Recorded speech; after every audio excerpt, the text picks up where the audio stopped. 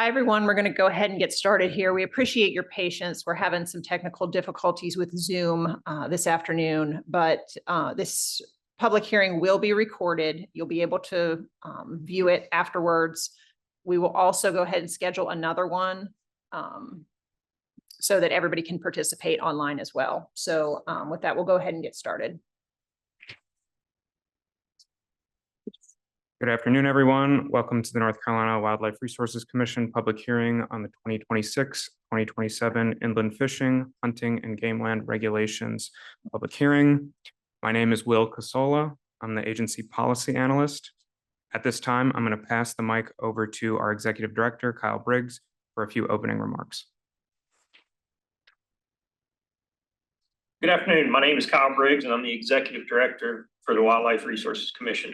Speaking on behalf of staff and the agency's 21-member board of commissioners, I would like to thank you for attending tonight's virtual public hearing. The Wildlife Commission is the state regulatory agency responsible for the enforcement of fishing, hunting, trapping, and boating laws, and provides programs and opportunities for wildlife-related educational, recreational, and sporting activities. The General Assembly declares through state statutes which matters of fish, wildlife, and land management the Wildlife Commission can regulate through its rules. Before we begin this hearing, I want to emphasize the importance of your active participation in the rulemaking process. All public comments are given the same consideration, whether submitted verbally at a hearing, by mail, email, or online. The commissioners review and consider all comments and suggestions before deciding whether to adopt, amend, or reject proposals. Now, please allow me to introduce the staff you'll be hearing from tonight in the order they'll be speaking. First, we have Will Casola, our policy analyst. Next will be Corey Oakley, our chief of the Inland Fisheries Division. Then Darren Barnes, chief of the Land and Water Access Division. And finally, Brad Howard, chief of the Wildlife Management Division. With that, I'll turn it back over to Will to explain the virtual hearing process. Will. Thank you, Kyle. Before we get started, we have a few housekeeping items. All participants will remain muted during the presentation until we begin accepting public comments. We have disabled the Q&A function on this hearing. After each division presents their proposed rule changes, we will accept verbal comments and I will provide instructions on how to do that. And finally, just as a reminder, written comments can be submitted via email or online at any time during the open comment period on our website. At this time, I will hand the presentation over to Corey Oakley, Chief of Inland Fisheries, to present the proposed inland fishing rules. Good afternoon, everyone. I will go over the inland fishing rules for this upcoming cycle. F1 and F4 will, through F4 will pertain to public mountain trout waters. F5 and F6 will be about mountain trout. F7 will focus on fishing on game lands. F8 through F10 will be on different species of bass. F11 will be on spotted sea trout, F12 will be on spawning areas, and then finally F13 will be possession of certain fishes. So we'll begin. F1, reclassify 0.1 miles of Rich Branch in Buncombe County from hatchery-supported trout waters to wild trout waters. F2 says to modify the boundaries of the following hatchery-supported trout waters to represent the specific reach being stocked. Those include Bent, Cane, and Stony Creeks in Buncombe County, West Buffalo Creek in Graham County, and Shut-in and Spillcorn Creeks in Madison County. F3 is to reclassify 1.1 miles of Corner Rock Creek in Buncombe County located on Pisgah Game Land from hatchery-supported trout waters to wild trout waters and remove 130 yards of Corner Rock Creek downstream of the game land boundary from public mountain trout waters. F4 will be to modify the upper boundary of hatchery-supported trout waters on the Swannanoa River in Buncombe County. The new reach will be from Riverwalk Park in Black Mountain to the Wood Avenue Bridge at the intersection of NC 81 and US 74A in Asheville, except where posted against trespassing. This proposal will remove 1.2 miles from public mountain trout waters. F5, allow year-round fishing with no closed season on hatchery-supported trout waters impoundments, regardless of whether they are used for hydropower production or municipal water supply. F6 will add the Cullowhee Dam impoundment to the list of hatchery-supported trout waters impoundments, which are open for fishing year-round with no closed season. F7, designate waters on South Mountains Game Land in Burke and McDowell counties as public mountain trout waters and classify them as wild trout waters. F8 will remove the daily creel and establish that no more than 5 fish greater than 14 inches may be possessed in Lake Camac in Alamance County. F9 will be to remove the daily creel limit, a protective slot limit of 14 to 22 inches, and possession restriction for fish greater than 22 inches for spotted bass in the Allegheny portion of New River downstream of Fields Dam. F10 will be to remove the minimum size limit of 14 inches for white bass. The creel limit of 10 fish per day will be retained. F11, establish a no possession slot limit from 20 to 26 inches and reduce the daily creel limit from 4 fish per person to 3 fish, with only 1 fish greater than 26 inches for spotted sea trout in inland and joint fishing waters. The minimum size limit of 14 inches will be retained. F12, prohibit fishing from March 1st to May 31st in the recently constructed Kings Bridge floodplain slough connected to the French Broad River 0.6 miles downstream of the NC 191 bridge in Henderson County. And finally, F13, add Asian pond mussel and golden mussel to the list of species for which it is unlawful to transport, purchase, possess, sell, or stock in the public or private waters of North Carolina. Good afternoon. I will be presenting the 26-27 rule proposals for the Land and Water Access Division. We have 11 rules that we'll go over today. First of all, we'll start with G1. This rule will adjust the allowable camping days on game lands with designated camping areas to align with the newly adopted wild turkey season framework. And this change will modify what currently where the campgrounds would close on May 14th. It will move the new close date for the campgrounds to May 31st. G2 will modify the current use of weapons rule on game lands that restricts the use of a weapon within 150 yards of a residence located on or adjacent to game lands. This rule would allow the use of archery equipment within those 150 yards.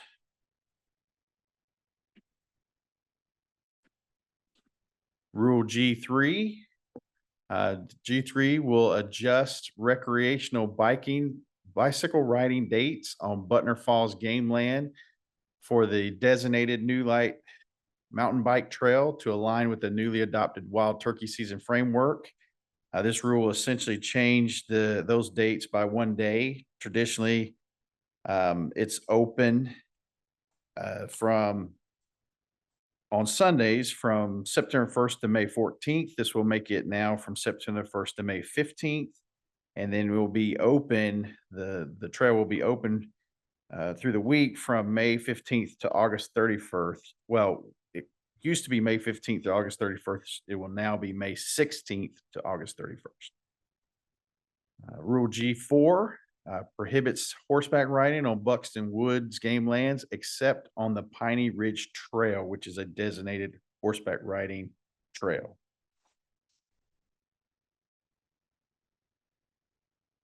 Rule G5 will remove Chowan Swamp Game Land from the Game Lands program as a separate game land and will add the parcel to the Chowan Swamp Game Land.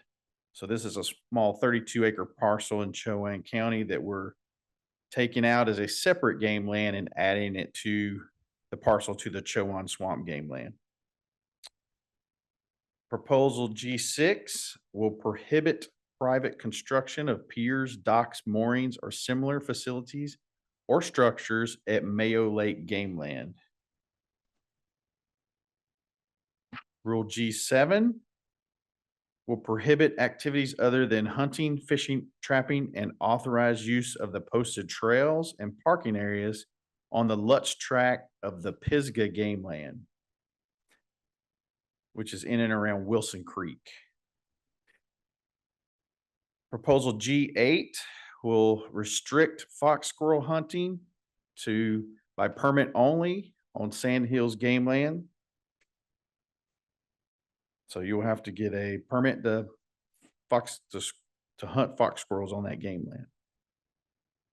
Proposal G9 will restrict dog, deer, and bear hunting to the portion east of PD River and north of US 74 by permit only, and will prohibit pursuing or chasing deer or bear with dogs for the purposes of training.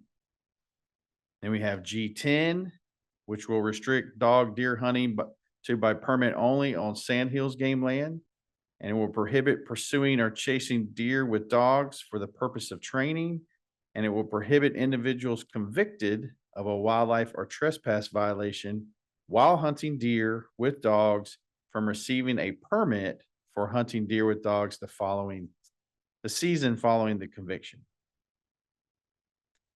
Proposal G11 will remove Robeson Game Land from the Game Lands program and convert it into a wildlife conservation area. And that's a small 42-acre parcel in Robeson County that does not have any vehicular access. It still will be allowed to be hunted 3 days a week on Monday, Wednesdays, and Saturdays.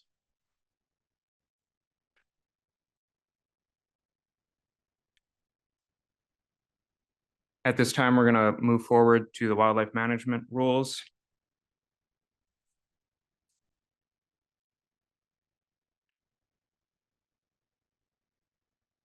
Hello, everyone. This is Brad Howard, Chief of Wildlife Management Division. I'm going to go through the wildlife management proposals. We have 3 subcategories of proposals. The first, H1 through H3, will address our ongoing efforts for chronic wasting disease management.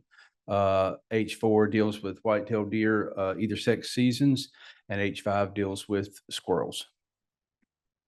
H1 will establish CWD management area counties.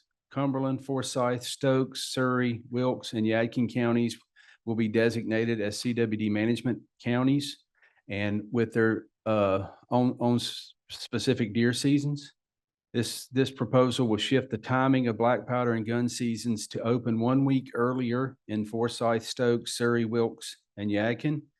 The opening date for archery season would not be changed, but archery would be shortened by 1 week since black powder season will open 1 week earlier. There'll be no change to the season in Cumberland County at this time. H2 establishes a 2-week early season or a velvet season for antlered buck only on all lands, public and private, on the weekend of the 4th Saturday in August in all CWD management area counties. All lawful weapons would be allowed. The normal 2-buck season limit would apply, plus any CWD map tags that have been issued to individuals in those counties. H3 will change the carcass transportation rules to emphasize disposal, requiring non-edible portions to be disposed of in a lined landfill, buried under specific conditions, or left on the ground within the county of origin. Proposal H4 deals with white-tailed deer in either sex seasons. It'll increase the either sex season on private lands in 6 western season counties: Avery, Burke, Caldwell, Madison, Mitchell, and Yancey. And it will increase either sex season on private lands in 3 northwestern season counties: Cleveland, Polk, and Rutherford. It also removes the CWD management area counties from this specific deer rule, as they are placed in the other rule that I just mentioned. And H5 will adjust the opening of the spring gray squirrel season to ensure that there are no overlaps with the wild turkey season, and it expands the spring gray squirrel season to game lands. Once again, everyone, I'd like to remind you that we are also taking comments through mail, through email, and through our online proposed regulations portal all the way through September 15th. Because of technical difficulties today, we will reschedule this public hearing.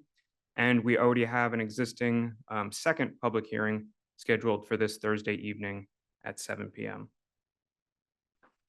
I will now turn it over to our Executive Director, Kyle Briggs, for a few closing remarks. So thank you for attending. And again, we apologize for the technical difficulties. We will make sure that there's plenty of opportunity for folks to comment. Our commissioners always look forward to reviewing the comments so they can make the best decisions on how to manage wildlife resources in North Carolina. Please continue to go outdoors and enjoy the great wildlife associated recreation that this state has to offer. Have a good evening.